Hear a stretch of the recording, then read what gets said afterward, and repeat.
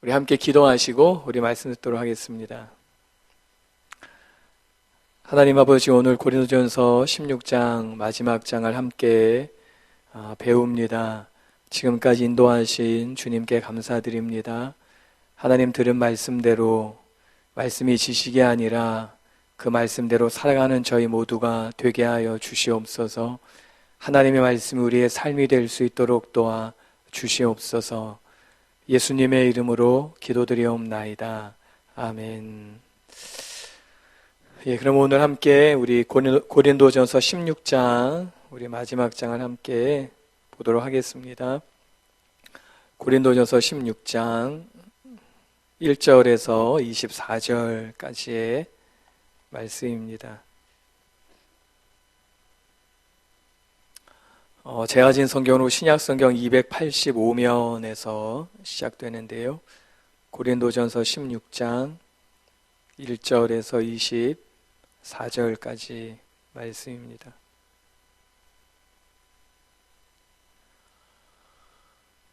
우리 다 찾으셨으면은요, 우리 1절에서 24절까지요, 우리 함께 읽겠습니다. 시작.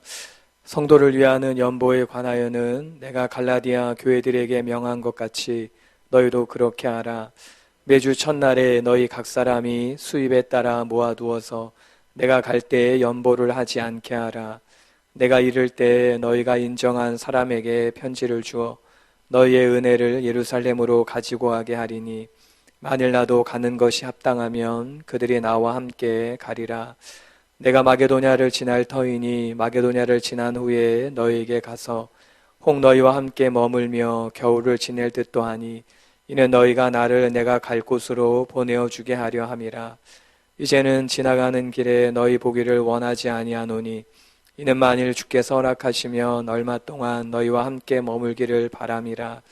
내가 오순절까지 에베소에 머물려 함은 내게 광대하고 유효한 문이 열렸으나 대적하는 자가 많음이라. 디모데가 이르거든 너희는 조심하여 그로 두려움이 없이 너희 가운데 있게 하라. 이는 그도 나와 같이 주의 일을 힘쓰는 자임이라. 그러므로 누구든지 그를 멸시하지 말고 평안히 보내어 내게로 오게 하라.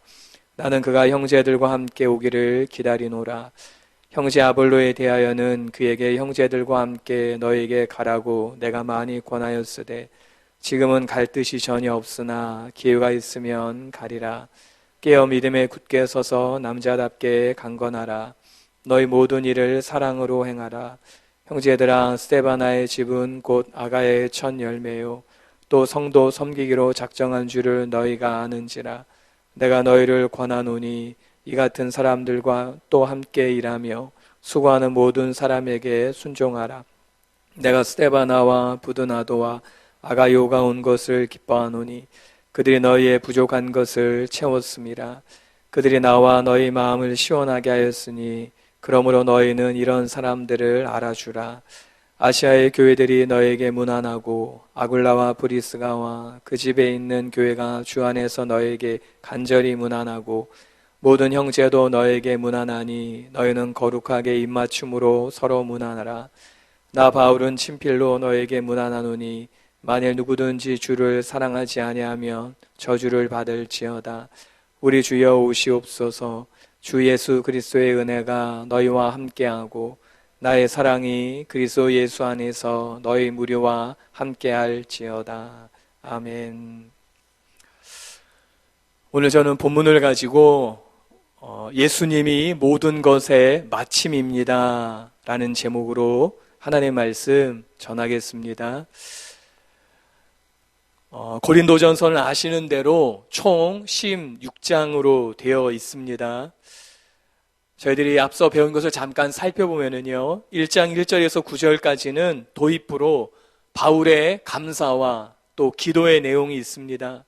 그리고 1장 10절부터 6장까지는 고린도 교회 내부의 분열, 다툼, 또 성적인 부도덕, 소송 등의 문제를 다루고 있습니다. 그리고 7장부터 15장까지는 고린도 교회에서 질문해온 이혼과 재혼에 또 예배 때 여자가 너울을 쓰는 것, 그리고 성만찬, 은사 등에 대한 바울의 답변으로 되어 있습니다. 이제 바울은 고린도전서를 마치면서 마지막으로 이 연보에 대해 답변을 하고 자신의 여행 계획과 또 사람을 추천하는 것, 그리고 권면과 인사말을 끝으로 마치게 됩니다. 저희들이 고린도전서 16장을 순서적으로 세 부분으로 나누어서 함께 살펴보고 기도하기를 원합니다. 첫 번째로 우리 함께 따라해 보실까요? 목적이 선하면 방법도 지혜로워야 합니다. 그것이 1절부터 4절의 말씀인데요. 먼저 1절입니다. 우리 1절에 보시면은 이런 말씀이 있어요. 성도를 위하는 연보에 관하여는 내가 갈라디아 교회들에게 명한 것 같이 너희도 그렇게 하라 라는 말씀이 있습니다. 1절에 보시면은 뭐뭐에 관하여는 이런 표현으로 보아서 앞서 살펴본 대로 고린도 교회가 바울에게 연보에 대하여 질문한 그 답변이라는 것을 알 수 있어요. 바울은 이 연보에 대해서 마지막으로 짧게 답변하며 고린도 교회가 질문한 것에 대해서 이제 다 마치게 됩니다. 먼저 1절에 나온 이 연보란 헬라어로 노기아라는 단어인데요. 이 단어는 오늘 본문인 성경에서 고린도전서 16장 1절과 2절에 각각 한 번씩 두 번만 나오는 단어예요. 이 뜻은 기부금, 모금, 세금이라는 뜻입니다. 1절에 보시면은 이 연보에 대한 성격, 목적을 알 수 있습니다. 그것은 성도를 위하는 연보다라는 것이에요. 누구를 위하는 것이라고요? 성도를 위하는 연보라는 것이에요. 당시에 여기서 성도란 예루살렘 교회 성도를 뜻합니다. 예루살렘 교회 성도 중에 가난한 사람들을 돕기 위해 바울은 구제 헌금을 모았습니다. 그것이 바로 연보인 것이에요. 성도들을 돕기 위한 목적이 있는 헌금이 바로 연보였습니다. 그리고 이 연보는 갈라디아 교회에 명한 것 같이 하라라는 말씀을 볼 때 고린도 교회만 하였던 것이 아니라는 것을 알 수 있어요. 바울은 이와 같이 복음을 전할 때 단순히 영적인 일에만 관심을 가진 것이 아니었습니다. 가난한 자들을 구제하는 일에 관심을 기울였어요. 그리고 예수님 역시 복음서에 보시면은 가난한 자들에게 긍휼을 베푸시는 일을 하셨습니다. 그렇다면 이 구체적으로 성도를 위하는 이 연보는 어떻게 하였을까요? 그것이 2절부터 4절의 말씀인데요. 우리 2절에서 4절을 함께 읽어보겠습니다. 시작. 매주 첫날에 너희 각 사람이 수입에 따라 모아두어서 내가 갈 때 연보를 하지 않게 하라. 내가 이를 때 너희가 인정한 사람에게 편지를 주어 너희의 은혜를 예루살렘으로 가지고 가게 하리니 만일 나도 가는 것이 합당하면 그들이 나와 함께 가리라. 연보를 어떻게 하였습니까? 매주 첫날 주일에 하였습니다. 그리고 각 사람이 하였습니다. 그리고 수입에 따라 모아두었다가 하였습니다. 어떤 절대 금액을 두지 않았다는 것이에요. 또 부자들만 하는 것이 아니었다는 것이에요. 부유하든 가난하든 각 사람들이 형편에 따라서 하도록 하였습니다. 그리고 그렇게 모아진 연보를 고린도 교회가 인정하는 사람을 통해 예루살렘 교회에 전달하도록 하였던 것이에요. 저희들은 여기서 몇 가지 사실을 깨닫게 됩니다. 첫째는 바울은 매 주일에 떼어놓은 연보를 모아서 바울 나에게 주면은 내가 예루살렘 교회에 전해주겠다 라고 말하지 않았다는 것이에요. 바울은 고린도 교회에 너희가 인정하는 사람을 통해서 그 연보를 전달하게 하라 라고 말하였습니다. 연보를 전달하는 일을 위해서 너희들이 인정하는 사람을 결정하라는 것이에요. 그러면 바울이 이 헌금은 고린도 교회가 예루살렘 교회를 위해서 모은 구제 헌금이라는 추천의 편지를 나는 써주겠다 그 얘기를 합니다. 그러면 왜 바울은 예루살렘으로 가려고 하는 그러한 계획 속에 있으면서 왜 자신에게 구제 헌금을 맡기라고 하지 않고 고린도 교회가 인정한 사람들을 뽑고 자신은 추천서만 써주고 그들로 하여금 구제 헌금을 예루살렘 교회에 전달하도록 하였을까요? 그냥 자기가 받아서 전달해주면 되는데 굳이 고린도 교회 성도들이 인정한 사람을 세우고 그 사람의 내가 추천 편지를 써서 그 사람들로 하여금 예루살렘 교회에 전달하도록 하였다는 것이에요. 왜 그렇게 복잡하게 한 것입니까? 그 이유는 여러 가지가 있겠지만은 중요한 것은 이 구제헌금, 즉 연보를 전달하는 과정에서 책임성과 투명성 때문이었어요. 헌금 전달은 무엇보다도 투명해야 했기 때문이에요. 자칫 바울이 구제헌금을 들고 가다 보면은 투명하지 않게 보일 수도 있었어요. 왜 그렇습니까? 고린도라는 도시는 철학자들이 자신의 새로운 철학을 이야기하면서 생계비를 거둔 것이에요. 혹시 그렇게 보일 수 있는 염려도 있었다는 것이에요. 아, 바울이 이제 자신의 생계를 위해서 돈을 모으는가 보다, 이런 오해를 살 수도 있다는 것이에요. 뜻하지 않게 사소한 오해를 살 수도 있었습니다. 그래서 바울은 그것을 사전에 막기 위해서 고린도 교회가 인정한 사람을 세워서 연보를 전달하도록 말한 것이에요. 그러므로 구제헌금을 전달하는 일에 책임성과 투명성을 분명하게 할 수 있었던 것입니다. 바울은 성도를 섬기는 구제헌금의 아름다운 목적을 위해서 방법도 지혜롭게 하였다는 것이에요. 여러분, 우리가 하는 일도 마찬가지지 않습니까? 우리가 하는 일이 목적이 좋다면은, 목적이 선하다면은 반드시 방법도 선해야 되는 것이에요. 때로 목적은 너무나 선하고 좋은데 그만 방법이 잘못되어서 선한 목적이 한순간에 물거품이 되는 경우도 있기 때문이에요. 그러므로 목적이 선하다면은 반드시 우리의 방법도 지혜롭고 선해야 합니다. 특별히 이와 같이 교회에서 일을 맡은 자들은 교회의 재정에 있어서 책임감 있고 투명하게 일을 처리할 수 있어야 된다는 것이에요. 아시다시피 세상의 대부분의 문제는 다 무엇이에요? 다 돈과 연결되어 있습니다. 그것이 무엇이든지 그 뿌리는 다 돈에 연결되어 있어요. 어느 단체든 돈에 관한 비리와 부정, 부패는 끊이지 않습니다. 왜냐하면은 돈의 사용이 투명하지 않기 때문이에요. 그런데 교회나 교인들이 돈에 대해 투명하지 않으면은 이미 신앙을 상실한 것이에요. 우리는 돈에 관해 분명한 사람들이 되어야 합니다. 우리 사랑하는 교회는 담임 목사님께서 가끔 말씀하시듯이 재정에 관해 투명한 교회입니다. 이것이 얼마나 귀한 것인지 몰라요. 왜냐하면 재정의 투명성은 진정한 교회가 무엇인지를 분명하게 보여주는 하나의 중요한 요소이기 때문이에요. 그리고 우리는 개인적으로도 돈에 관해 투명해야 합니다. 돈에 관해 분명하지 않으면 그 사람의 신앙도 바르지 않을 수 있기 때문이에요. 두 번째, 우리가 이 단락에서 배울 수 있는, 깨달을 수 있는 것은 3절에서 바울은 고린도 교회 구제헌금을 은혜다라고 불렀다는 것이에요. 이에 대해서 조병수 교수님은 이렇게 설명했습니다. 이 연보에는 다른 성도들의 필요를 채워주기 위한 목적이 있다. 이것은 대가를 기대하는 행위가 아니다. 이런 점에서 볼 때 연보는 은혜라고 부를 수 있다라고 설명했어요. 또 김세훈 교수님은 이렇게 설명했습니다. 고린도인들의 예루살렘 성도들을 위한 헌금은 하나님으로부터 받은 은혜의 반영으로 그리스도 안에 있는 형제들에 대한 은혜 베품이다 라고 설명했어요. 헌금인데 그것을 은혜라고 설명했어요. 받은 은혜를 베푸는 은혜다. 또 우리가 돕지만은 대가를 기대하지 않기 때문에 헌금이지만은 은혜로 표현할 수 있다. 그렇게 설명했습니다. 여러분, 여기서 중요한 것은 무엇입니까? 그것은 우리가 살아가면서 은혜도 받지만은 반드시 은혜를 끼치는 자들이 되어야 된다는 것이에요.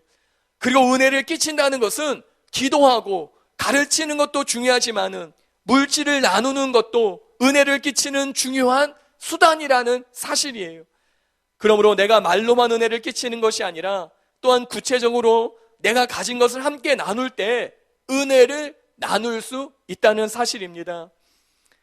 때로 사람들은요, 자신이 어려우면은 도와줄 마음은 없이 도움 받을 생각만을 하기가 쉽습니다. 그러나 이것은 바른 신앙이 아니에요. 우리는 가장 어려울 때도 도울 수 있는 사람들이 되어야 합니다. 즉, 받은 은혜를 나눌 수 있는 사람들이 되어야 된다는 것이에요. 여러분, 복음서에 보시면은 예수님께서는 주는 삶에 대해서 가르치셔요. 주라, 베풀라, 나누라, 그렇게 말씀합니다. 그런데 어떻습니까? 주라고 지금 말하는 대상이 부자들이 아니라는 것이에요. 나누라고 하는 그 대상이 부자들이 아니었어요. 갈릴리의 가난한 사람들이었어요. 예수님은 그 갈릴리의 가난한 사람들에게 나누어 주어라, 주어라, 베풀어라, 그렇게 말씀하셨다는 것이에요. 그러므로 우리는 주는 사람들이 되어야 합니다.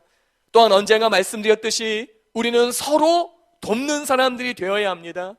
일방적으로 받는 것은 교회, 일방적으로 받는 것이 교회요, 신앙이 아니기 때문이에요. 일방적으로 받기만을 원한다면은 우리는 교회가 아니라 자선단체를 찾아가야 합니다. 교회는 결코 그런 곳이 아니기 때문이에요. 누가 누구를 일방적으로 돕는 곳이 교회가 아니기 때문이에요. 일방적인 것이 아니라 서로 돕는 것이 교회인 것이에요. 그리고 이렇게 할 수 있는 길은 우리가 다 청직이라는 의식을 가질 때 그렇게 살 수 있습니다. 하나님께서 나에게 건강도, 지혜도, 시간도, 재능도 주셔서 소유할 수 있게 되었다라는 것을 내가 뼈저리게 알 때 가능한 것이에요. 그래서 내 소유의 주인은 하나님이시라는 생각을 가지며 살 때 우리는 서로 돕는 삶을 살 수 있습니다. 또 이 단락에서 저희들이 깨닫는 것은 이 단락은 일반적인 헌금이 아니라 연보에 관한 말씀이라는 사실이에요. 때로 사람들이 이 단락을 통해서 더 이상 이제는 교회에서 헌금이라고 부르지 말고 연보라고 불러야 한다. 또 더 이상 교회에 헌금하지 않아도 되고 가난한 이웃에게 헌금하면 끝이다. 그렇게 오해할 수도 있습니다. 과거에 제가 어렸을 때 신앙생활할 때 연보라고 들었던 것 같아요. 교회에 내는 헌금을 연보라고. 혹시 나이가 좀 드신 분들은 그 기억이 있으실 것이에요. 그런데 교회에서의 헌금은 연보라고 말하고 또 가난한 사람에게 도우면은 교회에 더 이상 헌금 낼 필요가 없다라고 생각하는 것은 이 단락을 잘못 이해하고 확대 해석한 것이에요.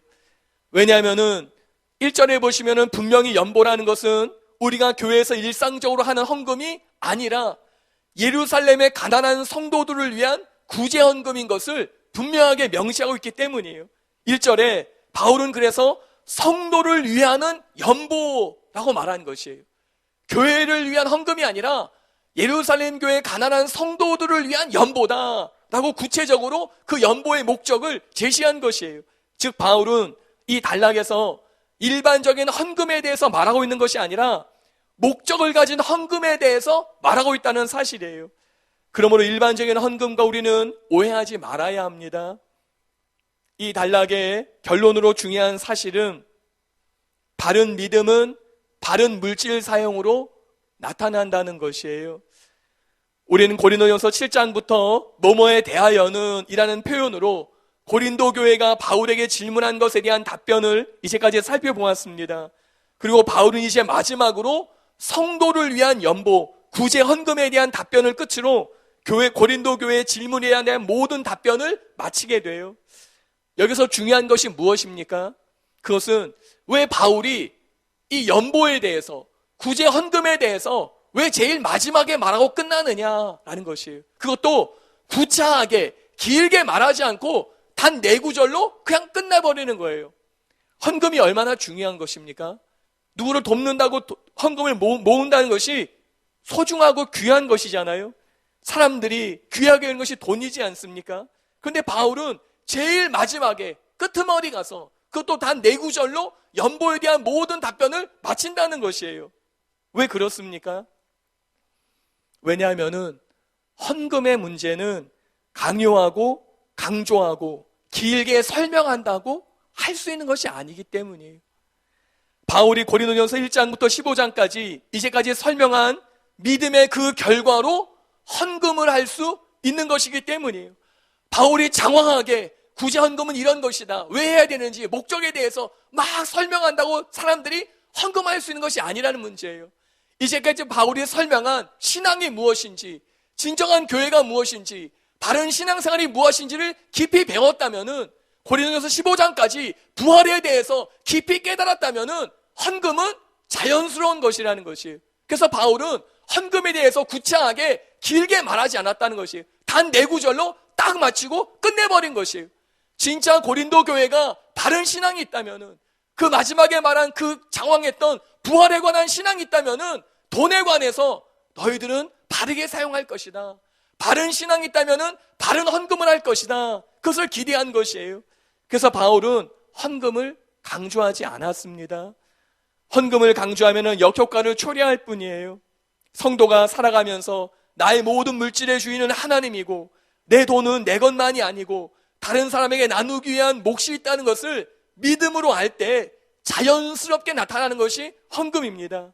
그래서 바울은 장황하게 설명하지도 않고 강조하지도 않고 마지막으로 간략하게 말하고 끝내버린 것이에요. 이것이 훨씬 헌금에 대한 큰 의미가 부여되고 있는 것이에요. 여러분, 우리가 하나님께 받은 은혜가 있으십니까? 하나님께부터 받은 깨달은 그런 신앙과 그런 은혜들이 있으십니까? 그렇다면은 우리의 삶에서 반드시 지혜롭게 서로 베풀고 나누며 사는 그 재정적인 영역이 나타나야 되는 것이 정상인 것이에요. 바른 신앙은 바른 헌금 생활로 나타날 수 있기 때문입니다. 두 번째로 함께 따라해 보시겠습니다. 진정한 신앙은 자기를 내세우지 않습니다. 그것이 5절부터 12절의 말씀입니다. 먼저 5절에서 9절까지를 우리 다시 한번 같이 읽어보겠습니다. 시작. 내가 마게도냐를 지날 터이니 마게도냐를 지난 후에 너희에게 가서 혹 너희와 함께 머물며 겨울을 지낼 듯도 하니 이는 너희가 나를 내가 갈 곳으로 보내어주게 하려 함이라. 이제는 지나가는 길에 너희 보기를 원하지 아니하노니 이는 만일 주께서 허락하시면 얼마 동안 너희와 함께 머물기를 바람이라. 내가 오순절까지 에베소에 머물려 함은 내게 광대하고 유한 문이 열렸으나 대적하는 자가 많음이라. 두 번째, 바울은 자신의 여행 계획에 대해서 고린도 교회에 말합니다. 바울은 지금 있는 장소가 에베소라는 장소예요. 에베소에 머물고 있습니다. 그런데 에베소에서 마게도냐를 지나서 이제 고린도 교회에 가겠다라고 자신의 여행 계획에 대해서 알려주고 있어요. 그리고 함께 머물면서 겨울을 보낼 것 같다라고 말합니다. 왜냐하면 바울이 지금 여행하는 길이 겨울에는 위험하기 때문에 머물고 싶었던 것이에요. 그리고 또 하나는 고린도 교회의 도움을 받아서 다음 장소로 여행하기를 원했기 때문에 고린도 교회에서 머물기를 원했습니다. 6절에 보시면은 이런 말씀이 있어요. 나를 내가 갈 곳으로 보내어주게 하려 함이라 라는 말씀이에요. 이에 대해서 홍인기 교수님은 이 구절을 이렇게 설명했습니다. 여기에는 다음 여행을 위한 도움을 제공해 주길 바라는 마음이 담겨져 있다. 보내어주다로 번역된 프로템포라는 말은 여행을 도와주다, 곧 양식이나 돈이나 기타 여행에 필요한 것과 길동무를 붙여서 여행을 보내는 것을 의미한다 라고 설명했어요. 당시에는 여행자들을 위한 숙소들이 발달하지 못하였던 때였습니다. 그래서 믿는 성도들이 복음 전도자들을 위한 숙소와 먹을 것을 제공해주는 그런 시대였습니다. 그리고 그 복음 전도자들이 머물다가 떠날 때에는 그들이 장시간 여행을 해야 되기 때문에 필요한 물품을, 생필품을 도와주는, 준비해주는 그런 일까지 마지막에 담당해 주었어요. 바울은 바로 이것을 고린도 교회가 준비해 주기를 바란 것이에요. 여기서 우리가 배우는 것은 무엇입니까?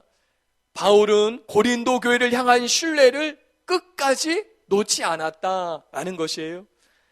저희들은 고린도전서를 1장부터 15장을 통해서 고린도 교회에 여러 가지 문제가 있었던 것을 이미 살펴보았습니다. 그런데 바울은 이 문제가 많은 고린도 교회를 향해 어떤 실망감도 표현하지 않았다는 것이에요. 고린도 교회와 바울의 관계는 지긋지긋한 교회로 남지 않았다는 것이에요. 다시는 만나고 싶지 않고 다시는 가고 싶지 않은 교회, 그렇게 바울이 생각하지 않았다는 것이에요. 바울은 여전히 고린도 교회를 향해서 그 신뢰의 끈을 놓지 않았다는 것이에요. 그 많은 성적인 문제들, 그 많은 은사에 대한 문제들, 그 많은 성찬식의 문제들이 있음에도 불구하고 그 고린도 교회를 생각하면은 골치 아픈 교회, 지긋지긋한 교회, 다시는 만나고 싶지 않은 교회, 그렇게 생각하지 않았다는 것이에요. 바울은 고린도전서 1장에 말한 것처럼 고린도 교회를 향해서 감사했습니다. 여전히 기도했습니다. 그 교회를 인정한 것이에요. 그리고 바울은 고린도 교회에 지나가는 길에 잠시 들리는 것이 아니라 머물기를 원했습니다. 그리고 다음 행성지로 이동할 때 고린도 교회가 적극적으로 자기에게 필요한 것을 도와줄 것을 부탁하였습니다. 문제 많은 고린도 교회를 실망하여 포기한 것이 아니라 바울은 여전히 관심과 사랑으로 믿어주었다는 것이에요. 여러분, 이와 같이 우리가 어떤 상황에서도 서로를 향한 믿음만큼은 잃지 않으면은 우리는 서로를 이해할 수 있습니다. 가족관계도 마찬가지지 않습니까? 부부관계도 마찬가지예요. 관계가 조금 힘들어도 서로를 향해서 믿음만 놓지 않으면은 이해할 수 있어요. 수용할 수 있습니다. 그리고는 사랑할 수 있는 것이에요. 그래서 서로의 바른 관계를 위해 필요한 것은 믿음과 사랑이라는 것이에요. 때로 우리가 살아가면서 또는 일을 하면서 생각과 뜻이 달라서 부서나 팀이나 셀이나 사역에서 함께 일을 하지 못할 수도 있습니다. 그러나 그 사람의 자체에 대한 신뢰의 끈을 놓지 않는다면은 시간이 지나면은요, 얼마든지 다시 회복되고 함께 할 수 있는 것이에요. 바울은 문제 많은 고린도 교회를 향한 신뢰, 믿음을 잃지 않았습니다. 여전히 고린도 교회를 사랑했으며 믿어주었습니다. 이런 믿음과 사랑이 서로의 관계를 회복하게 되었고, 바울은 그 고린도 교회에 머무는 그런 일들이 나타날 수 있었던 것이에요. 한편 바울은 이 모든 여행 계획을 주님의 허락에 두었습니다. 7절에 보시면은 바울이 이렇게 말해요. 만일 주께서 허락하시면 이라고 말해요. 무슨 말씀입니까? 내가 이 많은 여행 계획이 있지만은, 나는 이것들을 다 원하지만은 하나님께서 허락하셔야지만이 가능하다는 것이에요. 여러분, 이것이 중요한 것이에요. 고린도전서 4장 19절에도 바울은 같은 말을 하고 있습니다. 고린도전서 4장 19절에 보시면은 이런 말씀이 있어요. 우리 같이 읽어보실까요? 시작. 주께서 허락하시면 내가 너에게 속히 나아가서 교만한 자들의 말이 아니라 오직 그 능력을 알아보겠으니, 여기서도 주께서 허락하시면, 나는 지금 당장이라도 고린도교에 가고 싶지만은, 그래서 진짜 강한 자들의 그 능력을 보고 싶지만은, 확인해보고 싶지만은 그렇지 않다는 것이에요. 주님께서 허락하셔야지만이 가능하다는 것이에요. 바울은 자신의 계획이 있지만은 바울의 기본적인 태도는 주님께서 허락하시면 하는 것이었어요. 이것이 하나님께 대한 바울의 삶의 자세였습니다. 바울은 모든 것을 주님의 뜻에 맡기는 삶을 살았다는 것이에요. 그리고 이것이 바로 저와 여러분이 반드시 배워야 하는 참으로 삶에 있어서 귀한 자세고 태도라는 것이에요. 여러분, 우리의 인생의 결정에, 선택의 결정에 필요한 기준, 그 이유는 무엇이에요? 돈이 되면은, 사람들이 알아주면은, 나에게 이익이 되면은 결정하고 선택하는 것입니까? 그럴 수 있습니다. 세상 사람들은 얼마든지 이렇게 할 수 있어요. 돈이 되니까 그 일을 하는 거예요. 사람이 나를 인정해 주니까 그 일을 선택하는 것입니다. 그리고 나에게 이익이 되니까 그 일을 결정하는 거예요. 세상 사람들은 얼마든지 그럴 수 있습니다. 그러나 우리는 그렇지 않다는 것이에요. 우리의 인생의 선택의 기준은 하나님께서 허락하시면 이것입니다. 조병수 교수님은 이 구절에 대해서 이렇게 설명하였어요. 바울은 자신의 행선이 주님의 허락에 달려있음을 분명하게 인식하고 있다. 바울은 주님의 허락이 없이는 아무것도 할 수 없다 라고 설명했어요. 이것이 바울의 인생의 기준이었습니다. 주님의 허락이 없이는 아무것도 할 수 없는 인생, 그것이 바울의 인생이었다는 것이에요. 그리고 이것이 바로 예수님의 삶이었습니다. 요한복음 4장 34절에 보시면 이런 말씀이 있습니다. 예수께서 이르시되 나의 양식은 나를 보내신 이의 뜻을 행하며 그의 일을 온전히 이루는 이것이니라. 요한복음 12장 50절에 나는 그의 명령이 영생인 줄 아노라. 그러므로 내가 이르는 것은 내 아버지께서 내게 말씀하신 그대로니라 하시니라. 또 마태복음 26장 39절에 조금 나아가서 얼굴을 땅에 대시고 엎드려 기도하여 이르시되 내 아버지여 만일 할만하시거든 이 잔을 내게서 지나가게 하옵소서. 그러나 나의 원대로 마옵시고 아버지의 원대로 하옵소서 하시고, 예수님께서는 하나님 아버지께서 하시는 대로 하셨다는 것이에요. 그리고 하나님 아버지께서 원하시는 대로 마지막에는 십자가를 지셨습니다. 예수님의 삶의 결정, 선택이 무엇이냐? 그것은 하나님께서 허락하시면 그것이었어요. 아무것도 스스로 하지 않았다라고 말씀하셨습니다. 또 아무것도 스스로 할 수 없었다라고 말씀하셨어요. 하나님 아버지께서 가르쳐 주신 대로, 하나님 아버지께서 보여주신 대로, 하나님 아버지께서 들려주신 대로 말하고 사역하셨다는 것이에요. 하나님께서 허락하지 않으시면은 아무것도 하지 않은 것이에요. 그래서 베데스다 연못에 가서 누구만 고쳤습니까? 38년 된 그 병자 한 사람만 고치고 돌아온 것이에요. 그 연못가에 있는 수많은 환자들이 있었는데 딱 한 사람만 고치고 돌아서셨어요. 왜요? 능력이 없어서가 아니에요. 힘이 없어서가 아니에요. 치유의 능력이 살았기 때문이 아니에요. 하나님 아버지께서 그 시간에 그 한 사람만 고치기를 원하셨기 때문이에요. 하나님이 보여주신 그대로 하신 것이었어요. 여러분, 인생에는 때로 두 가지의 길이 있을 수 있어요. 그것은 나에게 좋은 길과 주님께 좋은 길입니다. 여기서 무엇을 선택하느냐가 바로 저와 여러분의 믿음입니다. 바울은 언제나 자기가 좋은 쪽이 아니라 주님께서 좋은 쪽을 선택하는 사람이었어요. 그래서 하나님이 허락하시면은 한 것이에요. 이것이 바울의 위대성이에요. 여러분, 이것이 저와 여러분의 선택의 삶의 기준이 되기를 바랍니다.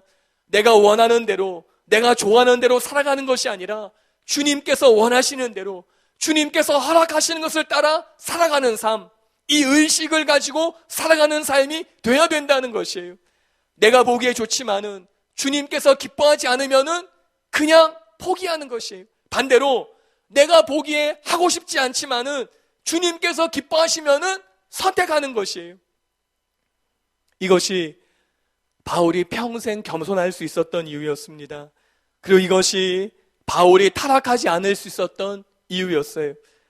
여러분, 하나님께서 허락하셔야 할 수 있는 삶을 사는 것은 무능한 삶이 아니라 가장 행복한 삶입니다.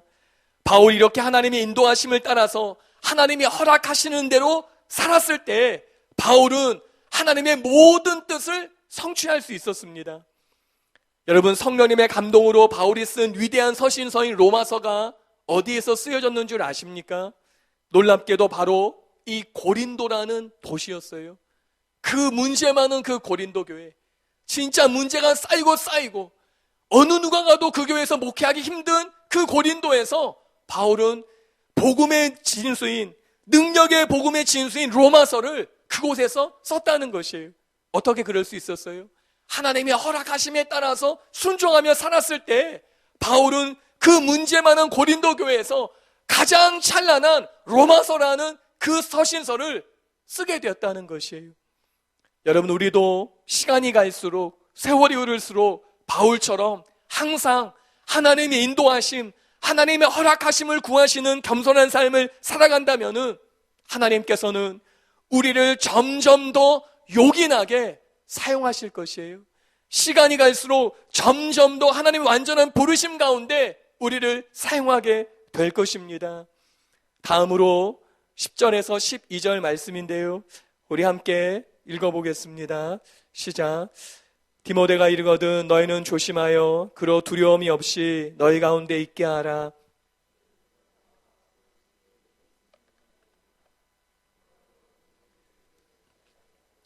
평안히 보내어 내게로 오게 하라. 나는 그가 형제들과 함께 오기를 기다리노라. 형제 아볼로에 대하여는 그에게 형제들과 함께 너에게 가라고 내가 많이 권하였으되 지금은 갈 뜻이 전혀 없으나 기회가 있으면 가리라. 바울은 여기서 두 사람의 동역자를 소개합니다. 한 사람은 디모데입니다. 디모데는 아마도 바울을 대신하여 고린도 교회에 파송을 받은 상태인 것으로 보입니다. 파송을 받아 고린도 교회에 가는 디모데를 위해서 바울은 당부의 말을 하게 됩니다. 그것은 디모데가 고린도 교회에서 두려움이 없이 있게 하라 라는 것이었어요. 여기서의 두려움이 없이라는 헬라어는 아포보스라는 단어인데요, 그 뜻은 대담하게, 거리낌 없이 라는 뜻이에요. 디모데가 이렇게 대담하게 거리낌 없이 사역할 수 있도록 고린도 교회가 도와야 된다라는 것이에요. 그럼 그 이유는 무엇입니까? 왜냐하면 디모데는 바울과 같이 주의 일에 힘쓰는 사람이었기 때문이라는 것이에요. 디모데는 자기 배만 위하는 사람도 아니고 거짓 목회자도 아니고 바울처럼 오직 주님의 일에 힘쓰는 사람이라는 것이에요. 그러므로 디모데를 아무 걱정 없이 사역하게 도와라 라고 당부한 것입니다. 우리는 여기서 목회자와 성도와의 관계를 배울 수 있습니다. 교회는 목회자가 주님의 일을 거리낌이 없이 할 수 있게 해야 합니다.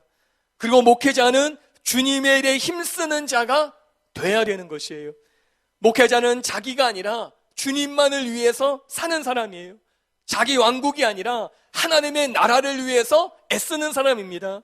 그리고 교회는 이런 목회자가 거리낌 없이 담대하게 목회할 수 있도록 도와야 된다는 것이에요. 이것이 목회자와 교회와의 관계입니다. 여러분, 교회는 주님의 일을 위해 힘쓰는 사람들을 반드시 도와야 합니다. 진리의 말씀을 분별하고 순수한 복음을 위해 수고하는 사람들을 도와야 해요. 그런데 때로 정말 순수한 복음을 위해 수고하고 애쓰는 사람들을 무시하고 비난하고 방해하는 일들이 한국교회에 너무나 많이 일어나고 있지 않습니까? 장로와 권사, 개척교회 멤버들이 방해하는 것이에요. 내가 교회를 세웠기 때문에, 내가 교회를 가장 많이 헌금했기 때문에 사사건건 방해하는 것이에요. 자기 마음에 들지 않으면은 담임 목사를 갈아치워 버립니다. 이것이 한국교회 지금 현실이지 않습니까? 당회를 통해서, 무력을 통해서, 힘을 통해서 다 바꾸는 것이에요. 내 마음에 들지 않으면은 담임 목사를 다 교체해 버리는 것이에요. 악한 것입니다. 눈이 가려서 보지 못하기 때문이에요. 반대로 어떤 목회자들은 주님의 일을 위해서 힘쓰는 것이 아니라 자기를 위해서 힘씁니다. 교회의 모든 것을 자기를 위해서 쓰는 것이에요. 교회의 재정도, 교회의 많은 것들도 자기를 위해서 쓰는 것이에요. 자기의 명예를 위해서, 자기의 지위를 위해서, 자기의 권력을 위해서, 자신의 자리를 위해서 교회의 헌금도 쓰고 여러 가지를 다 쓰는 것이에요. 역시 이것도 악한 것이에요. 교회는 진실하게 섬기는 주님의 일을 하는 자를 도와야 합니다. 반대로 또 목회자들은 진실하게 주님을 섬겨야 해요.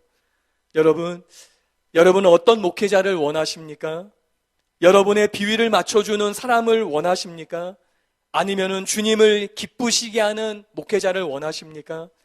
다른 교회는 몰라도 우리가 사랑하는 교회는 주님의 일을 위해 애쓰고 힘쓰는 사람들을 돕는 교회가 되어야 합니다.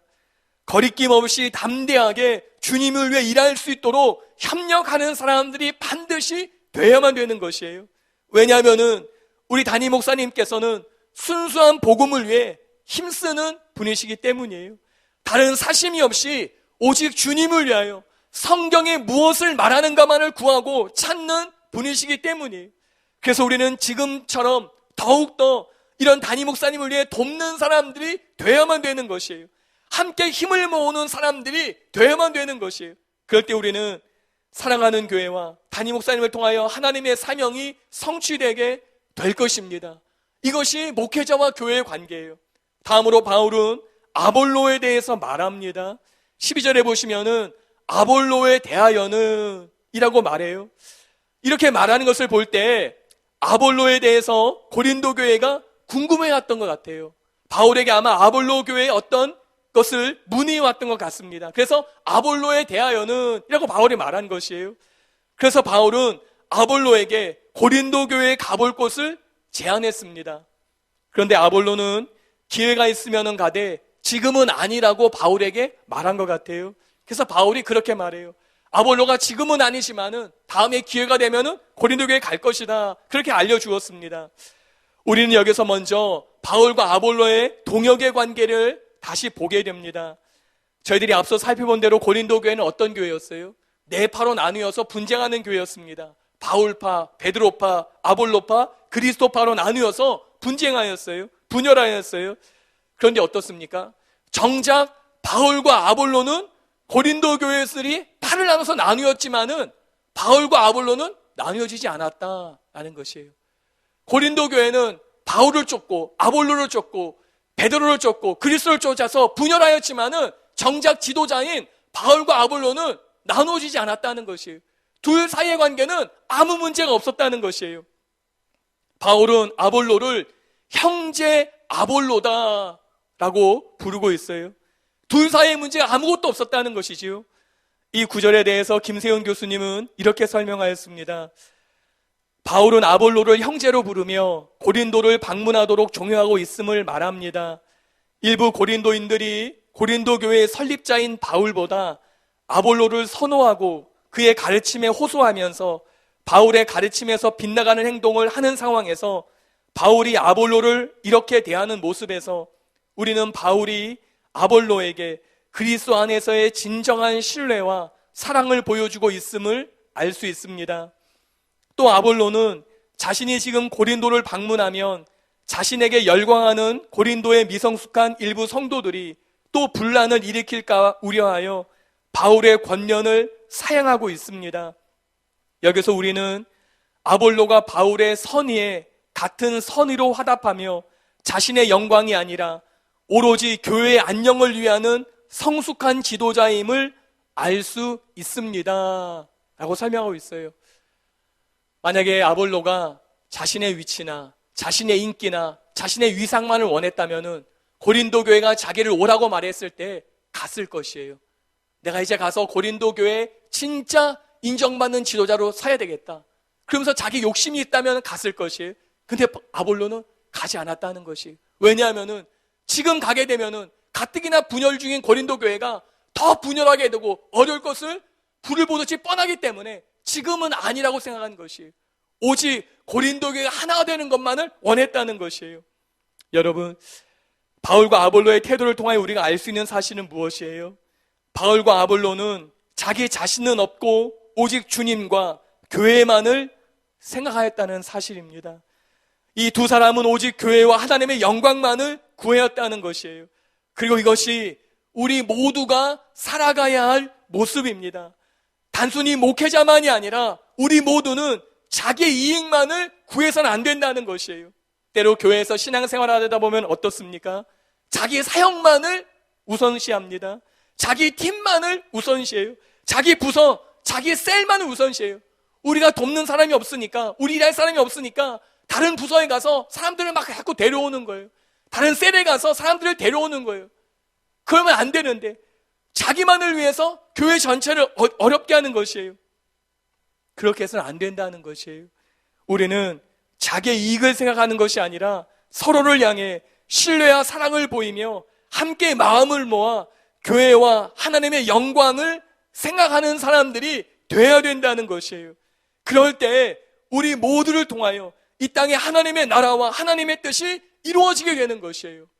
교회와 성도와의 관계는 목회자와 교회의 관계는 어떻습니까? 목회자는 주님의 일에 열심을 내는 것이고 그러한 목회자를 교회는 힘껏 도와야 되는 것이에요. 반면에 지도자의 관계는 어떻습니까? 자기의 유익을 구하는 것이 아니라 교회 전체를 함께 믿음과 사랑으로 구해야 된다는 것이에요. 함께 힘을 모아서 하나님의 뜻을 구해야 된다는 것이에요. 자기가 없어질 때, 자기가 내려질 때 이 모든 것이 이루어진다는 것입니다. 사랑하는 성도 여러분, 저희들이 교회에서 신앙생활하면서 우리 모두가 하나님의 나라를 위해서 내려지는 사람이 될 수 있게 되시기를 바랍니다. 그래서 오직 교회와 하나님의 영광을 구하는 저와 여러분이 되시기를 예수님의 이름으로 축복합니다. 마지막 세 번째로 함께 따라 하시겠습니다. 사람이 방법입니다. 그것이 13절부터 24절의 말씀인데요. 먼저 13절부터 18절을 우리 다시 한번 같이 읽겠습니다. 시작. 깨어 믿음에 굳게 서서 남자답게 강건하라.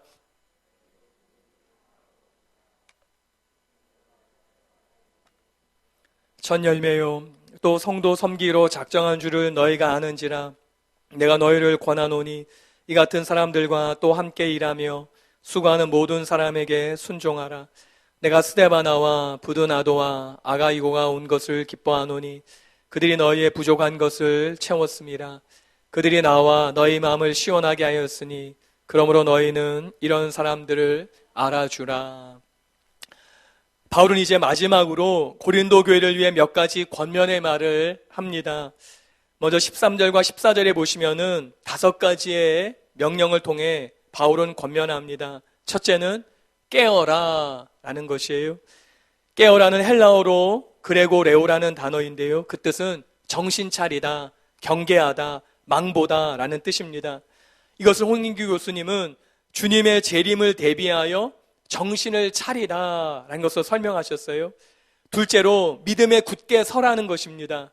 홍인규 교수님은 고린도전서의 전체 문맥에서 볼 때 여러 잘못된 사상들에 굴복하지 말고 복음에 굳게 서 있으라는 권고다. 여기서 믿음은 정관사가 있는 것으로 보아 믿는 자의 주관적인 믿음이 아니라 믿음의 내용, 곧 복음을 가리킨다 라고 설명하셨어요. 그러니까 고린도 교회가 복음 위에 굳게 서라 라는 것이죠. 셋째는 용감하게 행하라 라는 것입니다. 여기에 보시면은 남자답게 라고 표현했는데요. 남자답게란 안드리조 마이라는 헬라어 단어입니다. 그 뜻은 남자답게 행동하다, 용감하게 행하다 라는 뜻이에요. 넷째는 강건하라 라는 것이에요. 이 단어는 수동태 명령형이에요. 즉 하나님에 의해서 강하게 되어져라 라는 의미입니다. 세 번째인 용감하게 행동하다 라는 비결과 네 번째인 강건해지는 비결은 하나님과 관련되어 있습니다.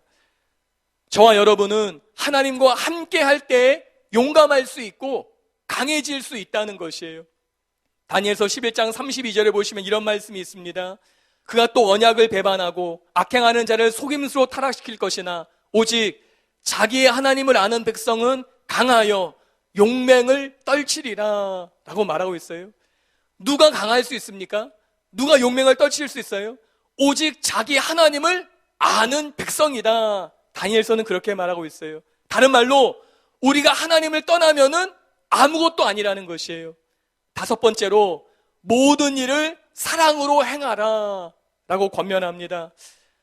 여기서 사랑으로 행하라는 것은 사랑 안에서 행하라 라는 뜻인데요. 이 구절에 대해서 홍인규 교수님은 만일 고린도 교인들이 사랑의 명령에 충실하였다면 분열, 소송, 지식으로 연약한 자들을 넘어지게 하는 행동, 성만찬에서 가난한 자들을 부끄럽게 하는 행위, 자기 만족과 자기 자랑을 위한 은사 사용 등은 없었을 것이다. 이제 바울은 그들이 실제로 사랑을 실천하길 원한다 라고 설명하셨어요. 그러므로 우리는 모든 일을 사랑으로 행할 줄 알아야 합니다. 교회의 문제, 신앙생활의 문제가 어디에 있습니까?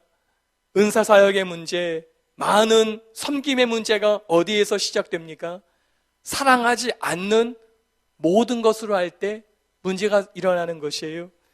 은사가 문제가 아니라 사랑으로 사용하지 않은 은사, 섬김이 문제가 아니라 사랑으로 하지 않는 섬김, 이것이 문제인 것이에요. 그러므로 우리는 신앙생활의 목적은 사랑하는 사람이 되는 것입니다. 때로 우리는 위대하고 화려하고 주목받는 일을 원합니다. 그러나 하나님께서는 우리가 사랑으로 하는 것을 원하셔요. 왜냐하면 오직 사랑으로 하는 일만이 가장 위대한 일이 되기 때문이에요. 우리가 사랑하는 일에 성공하지 않으면 그 사역이 얼마나 크든지 얼마나 유명하든지 우리 자신은 실패자입니다. 그러므로 모든 일을 사랑으로 행하는 저와 여러분이 되시기를 바랍니다. 다음으로 바울은 몇 사람을 들어 이야기하는데요. 먼저 15절에 보시면은 스데바나의 집입니다. 이 스데바나라는 사람은 바울이 2차 선교 여행 때 아가야에서 처음으로 복음을 듣고 믿은 사람이에요. 그래서 첫 열매다라고 바울이 소개하고 있는데요. 바울은 이 스데바나를 소개하면서 조금 독특하게 소개합니다. 그것은 본문에 보시면은 스데바나의 집은 성도 섬기기로 작정한 사람이다, 이렇게 소개하고 있어요. 바울은 스데바나가 주의 종을 잘 섬기는 사람이다, 그렇게 말하고 있지 않습니다. 바울은 스데바나가 성도를 섬기기로 결단했다, 이렇게 설명하고 있어요. 사람들은 누군가를 섬길 때 나의 이익이 있기 때문에 섬깁니다. 나에게 유익이 있기 때문에 그 사람을 도와요. 그러나 스데바나는 자신에게 돌아올 것을 계산함이 전혀 없이 성도를 섬겼습니다. 그는 주의 종을 섬기기로 결단한 것이 아니라 같은 성도들을 돕기로, 섬기기로 작정했다는 것이에요. 그리고 바울은 이런 사람에게 순종하라 라고 말하고 있습니다. 이 구절에 대해서 김세훈 교수님은 이렇게 설명했습니다. 그 집안은 아마 큰 재력가로서 자신들의 재물로 성도들을 섬긴 것 같습니다. 이런 집안은 신앙 연륜이나 사회적 지위로나 자연히 교회 내에서 지도력을 갖게 되었는데, 바울은 고린도인들에게 이 집안을 추천하면서 그들과 교회를 섬기는 또 다른 유력 집안들의 지도에 순종하라고 권면합니다. 이렇게 함으로써 당시 리더십의 체계가 아직 갖추어지지 않은 초대교회에서 그리하여 무질서의 문제로 공동체적 예배와 삶이 심각히 훼손된 고린도의 교회에서 바울은 리더십과 질서를 세우려 하는 것입니다 라고 설명했어요. 여러분, 성숙한 성도가 누구입니까? 예언하고 치유하고 가르치고 사역하는 사람들일까요? 그럴 수도 있습니다. 그러나 항상 그런 것은 아니에요. 왜냐하면 사역은 은사가 있으면 할 수 있는 것이기 때문이에요. 성숙한 성도는 성도를 섬기는 사람입니다. 그리고 우리는 이렇게 섬기는 사람들을 귀하게 여길 줄 알아야 합니다. 왜냐하면 담임 목사님께서 항상 말씀하셨듯이 진정한 권위는 섬김을 통하여 주어지기 때문이에요. 진정한 권위는 타이틀이나 자리가 주는 것이 아닙니다. 진정한 권위는 은사가 주는 것이 아니에요. 진정한 권위는 섬김을 통해서 주어지는 것이에요. 예수님께서도 분명하게 말씀하셨어요. 마태복음 20장 26절에 너희 중에는 그렇지 않아야 하나니 너희 중에 누구든지 크고자 하는 자는 너희를 섬기는 자가 되고 라고 말씀하셨어요. 우리 모두가 진실하게 섬기는 사람이 될 때, 오늘날 한국교회가 진실하게 섬기는 교회가 될 때 하나님의 은혜로 말미암아 교회에 권위가 주어지게 될 것이에요. 그리고 우리 모두에게 진정한 권위가 주어지게 될 것입니다. 사랑하는 성도 여러분, 저와 여러분의 신앙생활의 목표가 섬기는 사람들이 되시기를 바랍니다. 내가 얻을 것이 있기 때문에 누군가를 섬기는 것이 아니라 그냥 섬기는 것으로 끝나는 그것이 목적이 될 수 있게 되시기를 바랍니다. 그럴 때 하나님이 그 사람에게 하늘로부터 부어지는 권위를 주시는 것이에요. 결론을 말씀드리겠습니다. 바울은 고린도전서를 마치면서 이제 19절부터 문안 인사를 하기 시작합니다. 누가 문안한다, 누가 간절히 문안한다, 누가 문안한다 이렇게 말해요. 그러면서 22절부터 24절에 보시면은 마지막으로 이런 말을 합니다. 22절부터 24절인데요. 우리 같이 한번 읽어보겠습니다. 시작. 만일 누구든지 주를 사랑하지 아니하면 저주를 받을지어다. 우리 주여 오시옵소서. 주 예수 그리스도의 은혜가 너희와 함께하고 나의 사랑이 그리스도 예수 안에서 너희 무리와 함께 할지어다. 22절에 보시면은 바울이 참으로 무시무시한 말을 하고 있지 않습니까? 주를 사랑하지 아니하면 저주를 받을지어다 라는 말이에요. 여러분, 지금 이 말은 바울이 불신자에게 하는 말이 아니에요. 믿지 않는 신자들에게 하는 말이 아닙니다. 바울은 지금 은사가 풍성하게 나타나고 하나님을 예배하고 하나님을 믿는다는 고린도 교회 성도들 향해서 지금 말하고 있다는 것이에요. 그러므로 우리가 이 말씀을 볼 때 주님을 사랑하는 것이 얼마나 중요한지를 깨닫게 됩니다. 우리가 주님을 사랑하지 않으면은 조금 불편하고 조금 힘들고 조금 어려운 것이 아니에요. 우리가 주님을 사랑하지 않으면은 저주를 받는다는 것이에요. 불신자가 아닌데, 교회를 안 다니는 사람이 아닌데 저주를 받는다는 것이에요. 단순히 신앙 고백하고 교회를 출석하고 헌금하고 기도하고 봉사하고 사역하는 것으로 안 된다는 것이에요. 이 모든 것이 있어도 주님을 사랑함이 없으면은 저주를 피할 수 없다는 것이에요. 복음서에 보시면은 예수님께서도 이스라엘 종교 지도자들인 바리새인들에게 이렇게 꾸짖으셨습니다. 누가복음 11장 42절인데요. 화 있을진저 너희 바리새인이요, 너희가 박하와 운양과 모든 채소의 11조는 드리되 공의와 하나님께 대한 사랑은 버리는도다. 그러나 이것도 행하고 저것도 버리지 말아야 할지니라 라고 말씀하셔요. 예수님께서 바리새인들에게 왜 화 있을진저 라고 말씀하셨습니까? 종교적인 모든 활동들을 다 했지만은 바리새인들이 하나님께 대한 사랑을 저버렸기 때문이에요. 버렸기 때문이에요. 이와 같이 비록 우리가 주일 성수하고 헌금을 드리고 봉사하고 많은 사역과 종교적인 의무를 행한다 할지라도 하나님께 대한 나의 사랑이 없다면은 우리는 칭찬이 아니라 화를 받는다는 것이, 우리는 축복이 아니라 저주를 받을 수밖에 없다는 것이에요. 그러므로 하나님을 사랑하는 것이 얼마나 중요한지 모릅니다. 예수님의 관심은 우리가 하나님을 믿느냐 믿지 않느냐가 아닙니다. 기도하느냐 기도하지 않느냐가 아니에요. 헌금을 얼마나 드리느냐 그런 것이 아니에요. 사역하느냐 사역하지 않느냐가 아닙니다. 예수님의 진짜 관심은 이 모든 것뿐만 아니라 하나님을 얼마나 사랑하고 있느냐, 여기에 있는 것이에요. 예수님은 결정적으로 하나님께 대한 사랑을 보시고 저와 여러분을 평가한다는 것이에요. 우리가 성경을 얼마나 잘 알고 있든지, 기도를 얼마나 하고 있든지, 봉사를 얼마나 하고 있든지, 사역을 얼마나 잘하든지, 전도에 얼마나 힘쓰고 있든지, 이 모든 것들은 다 중요해요. 필요한 것이에요. 그러나 가장 중요한 것은 주님을 사랑하고 있는 것이에요. 정말로 중요한 것은 내가 주님을 얼마나 지금도 변함없이 사랑하고 있느냐, 이것입니다. 시간이 갈수록 주님과 더 깊은 사랑에 빠지는 저와 여러분이 돼야 된다는 것이에요. 2016년 설을 통해서 우리는 또 다른 새해를 맞이했어요. 여러분의 목적은 무엇입니까?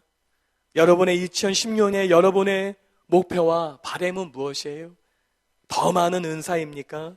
더 많은 사역입니까? 더 많은 성경 지식입니까? 더 많은 영혼 구원입니까? 다 좋은 것이에요. 그러나 하나님을 사랑하는 마음이 없다면 아무것도 아닌 것이에요. 끝으로 이 말씀을 드리고 기도하기를 원합니다. 고린도전서 1장 1절에 보시면은 이렇게 말씀이 시작되지요. 하나님의 뜻을 따라 그리스도 예수의 사도로 부르심을 받은 바울과 형제 소수대네는, 이렇게 시작합니다. 그리고 고린도전서 오늘 16장 마지막 절인 24절에 보시면은 이렇게 끝납니다. 나의 사랑이 그리스도 예수 안에서 너희 무리와 함께 할지어다 라고 맞춰요. 그런데 원문, 헬라어 원문에 보시면은요, 고린도전서 1장 1절의 시작의 첫 단어가 무엇인 줄 아십니까? 바울은입니다. 원문에 보시면은 고린도서 1장 1절은 바울이란 단어로 시작해요. 그리고 원문에 보시면은 고린도전서 16장 24절 마지막 단어가 무엇인 줄 아시나요? 예수님입니다. 예수로, 그 마지막 단어가 예수로 끝나요. 이에 대해서 조병수 교수님은 이렇게 설명하셨어요. 예수 그리스도는 이 편지의 마침점이시다 라고 설명하셨어요. 여러분, 우리 모두는 그리스도의 편지입니다. 우리의 삶이 주님의 편지라는 것이에요. 우리는 고린도전서의 마지막이 예수님으로 끝나듯이 우리는 우리의 모든 것의 마침을 예수님으로 해야 합니다. 저와 여러분의 인생의 마침점은 나 자신이 아니라 예수님이 되어야 합니다. 우리 사역의 마침점은 나의 이름 석자가 아니라 예수님이 되어야 하는 것이에요.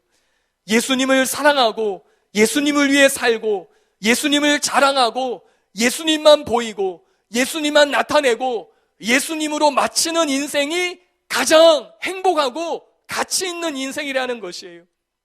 인생의 마지막은 사역의 크기도 아니에요.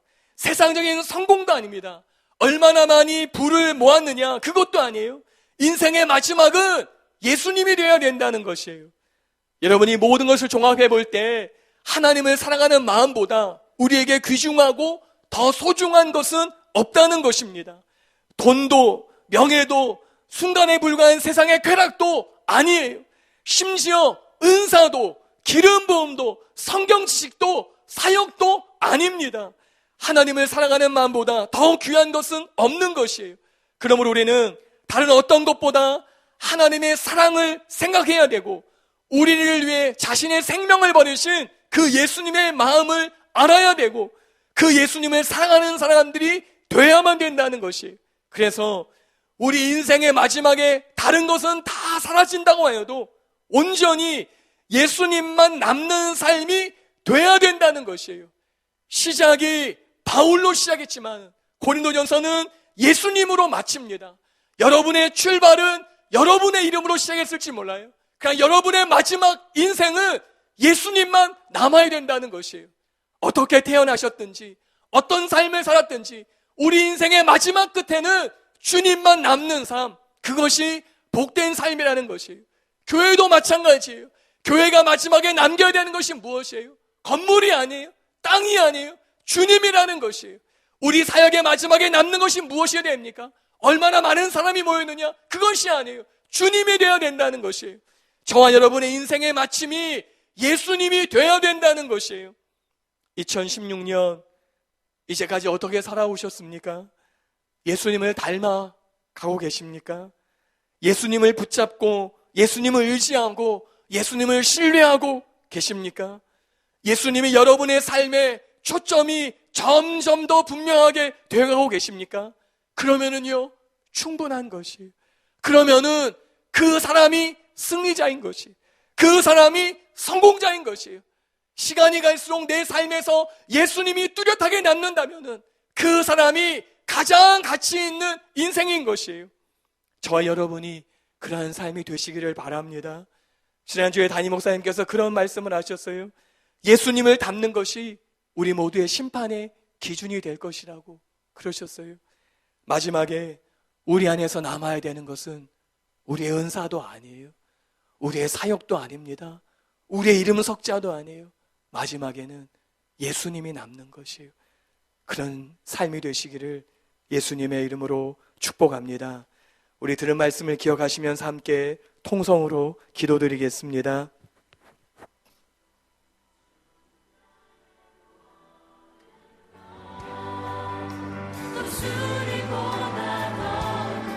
바울은 고린도전서 16장을 마치면서 바울은 그 마지막 단어를 예수님으로 끝냈습니다.